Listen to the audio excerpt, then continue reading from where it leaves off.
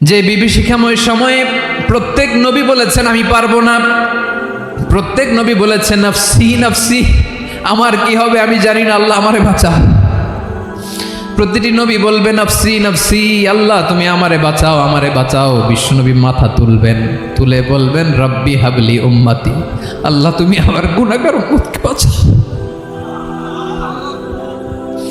এই দুনিয়ার বুকে রব্বুল আলামিন সব নবীকে একটা করে দাওয়া মুস্তাজাবা দিয়েছেন, মানে যে দোয়া করলে কবুল হয়ে যায় সাথে সাথেই। দাও বিহা, দুনিয়ার সব নবীরা ওই দোয়াটা দুনিয়ায় করে ফেলেছে।